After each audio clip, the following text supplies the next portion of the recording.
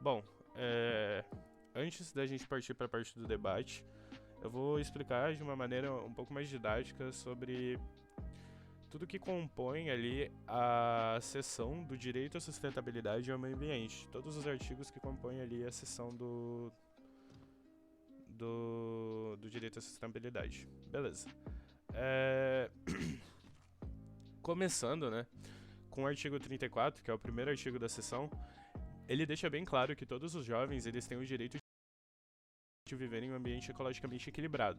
O que isso significa? Isso significa que o ambiente ele deve estar saudável, né, e preservado para garantir que a gente tenha uma boa qualidade de vida.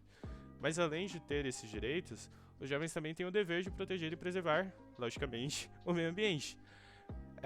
Tanto nas gerações atuais quanto nas gerações futuras. Outro artigo dessa seção, que é o artigo 35, que vem posterior ao 34, que fala sobre o papel do Estado. Ele fala que o Estado ele deve promover a educação ambiental em todos os níveis de ensino, ou seja, desde as séries iniciais até o ensino superior. Os estudantes eles precisam aprender sobre a preservação do meio ambiente e a sustentabilidade. Isso deve seguir a Política Nacional do Meio Ambiente, que é o conjunto de regras que orienta como proteger o meio ambiente. E por fim, falando um pouco sobre o artigo 36, que ele mostra como os jovens devem se envolver ativamente nas políticas públicas e ambientais. Falando aqui um pouco sobre os pontos principais. O primeiro é que o governo precisa apoiar e fortalecer grupos e movimentos de jovens que trabalham com questões ambientais e desenvolvimento sustentável. Isso é importante para que esses grupos tenham mais força e consigam fazer de fato a diferença. Além disso, o fundamento que os jovens sejam é fundamental que os jovens sejam incentivados a participar da criação das políticas públicas relacionadas ao meio ambiente. Ou seja, eles precisam ter voz na tomada de decisões que afetam o futuro do planeta.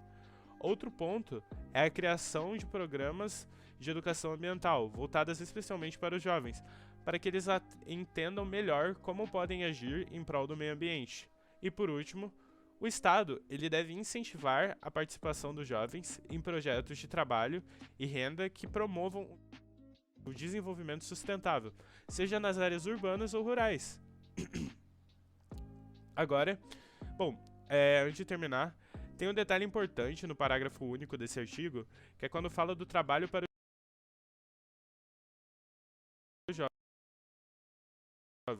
Isso deve seguir as leis que protegem o trabalho do adolescente, ou seja, esses projetos devem respeitar os direitos dos jovens, a profissionalização e garantir que o trabalho seja adequado para a idade deles. Em resumo, a lei garante que os jovens têm o direito de viver em um ambiente saudável e dever de preservá-lo. E o governo tem a responsabilidade de educar, engajar e criar oportunidades para que os jovens participem ativamente da preservação do meio ambiente e de construção de um futuro sustentável.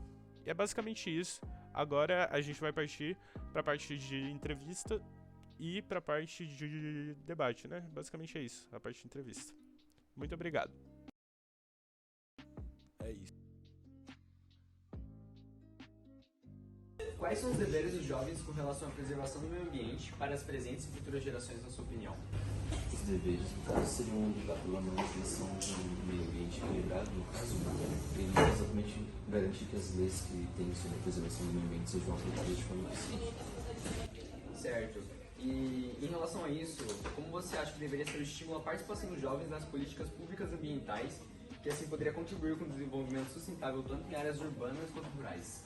As iniciativas que promovem deveriam ser incentivadas principalmente pela mídia, no caso, né, que tem esse papel fundamental, as mídias digitais, trazendo a importância que tem em relação ao futuro e ao presente dos jovens para garantir uma vida que seja não apenas sustentável, mas que tenha o mínimo de conforto necessário para você manter os padrões de vida atuais, ou pelo menos o mínimo básico para manter uma dignidade humana, pois a gente faz os estudos dos dados analíticos, por exemplo, a cidade de Joinville até 2030, 5% do território estaria coberto por água já. Então, se você não tem uma participação efetiva nas políticas ambientais, você está comprometendo o seu próprio modo de vida, né?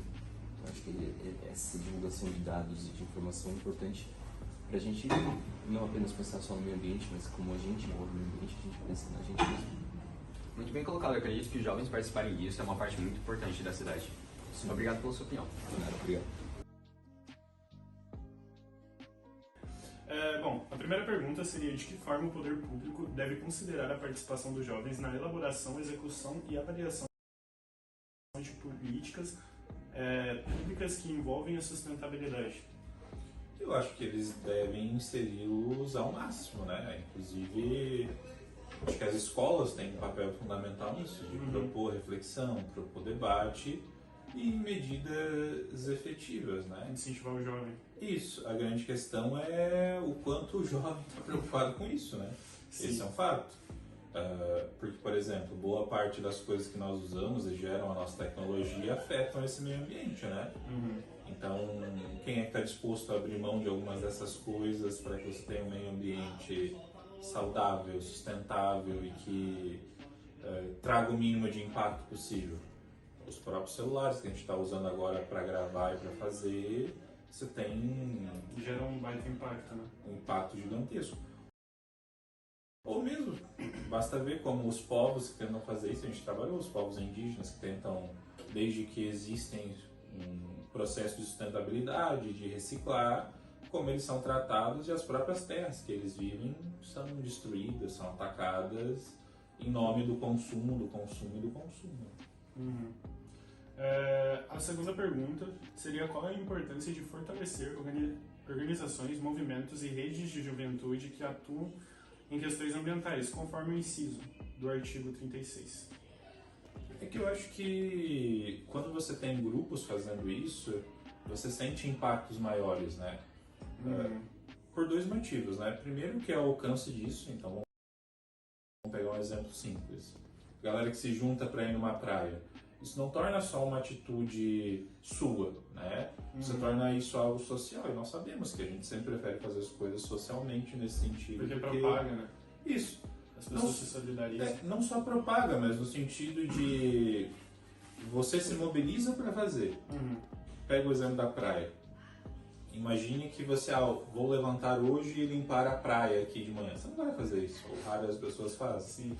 Mas quando você pega ali, reúne vocês, você diz, vamos arrumar isso aqui? Por quê? Porque no meio tem a brincadeira, tem a socialização, tem o debate, tem a problematização. Então é óbvio que você vai se interessar por fazer isso muito mais do que sozinho, né? Porque gera muito mais coisa, né? Muito mais efeito, visual, você se sente mais importante fazendo. Apesar de, eu acho que aqui a importância da conscientização, o que você faz individualmente conta tanto quanto isso, né? Como, por exemplo, quando você separa o óleo lá da tua casa, já é um impacto gigantesco, né? E acho que também é importante falar de ilusões, né? E que eu acho que daí é a importância do estudo, né? Nós vivemos numa sociedade que, para ela existir do jeito que ela existe, que é a sociedade capitalista, é necessário consumo. Quanto mais consumo, mais degrada o meio ambiente. Então, é uma situação muito complexa, porque para manter o ambiente do jeito minimamente vivível, digamos assim, e manter a sociedade capitalista do jeito que ela é, você tem um choque forte, né? E aí, o que você faz? De fato, é bem complicado. Porque, tipo, a gente viver numa sociedade em que gira em torno do consumo e das grandes empresas, tipo, querer fazer alguma coisa diferente implica muito com isso, né? Tipo, é uma parada, são duas coisas que se colidem, de fato. Sim, basta ver o que as pessoas trocam em nome do consumo. Tudo. Vou pegar um exemplo de algo que se popularizou agora, depois dos anos 2000, mas que agora é muito mais popular, as TVs. Muitas vezes você vai na casa de pessoas em que você olha a casa e a situação de vida e que a casa está caindo, em que a pessoa não tem condição nem de se alimentar direito, mas você entra na sala dela, tem uma TV maior do que a parede. Ou a casa com reboco na parede ou o iPhone na mão, né? Isso, entende? Então, assim, a pessoa troca sua qualidade de vida, o alimento de cada dia, muitas vezes, ou uma tranquilidade financeira a troco do consumo. A troco do consumo. Então, fazer as pessoas perceberem que o consumo em si é um problema, ao mesmo tempo que exige tirar ou diminuir o consumo, é uma situação muito complicada. Complexa, né? Porque é muito difícil. O meio de comunicação hoje em dia tipo, é basicamente totalmente manipulado pelas empresas que tipo, geram o consumo, né? A propaganda, o jornal e tudo mais. Então, tipo, tu depender de um grupo, pequenas quantidades de pessoas, tipo, é muito complicado tu conseguir fazer de fato alguma mudança. Mas, tipo, como o professor falou na primeira pergunta que eu fiz, tipo, se as pessoas se conscientizarem já, tipo, na escola e tudo mais, eu acho que vai, a longo prazo, talvez gere um impacto maior, né? Sim, mas é que também daí tem outra coisa, né? Quem é que realmente consome recursos, né? Não sei se você já fez essa questão. De fato. Você quer ver? Vou te dar um exemplo da água. Qual que é o discurso sobre a água? escove os dentes com a torneira fechada. Se você fazer um levantamento de dados, você vai ver que quem polui e consome mais água são as grandes empresas. O que no dia a dia ali você consome dá uma porcentagem irrisória. É 8%, se eu não me engano, do gasto de água. Perto do que é no mundo. Então, né? De novo, aí que a empresa te diz, eu ofereço emprego, eu ofereço desenvolvimento, mas vou destruir a sua água. Né? O que você usa para viver. Então é uma discussão muito ampla mesmo, assim.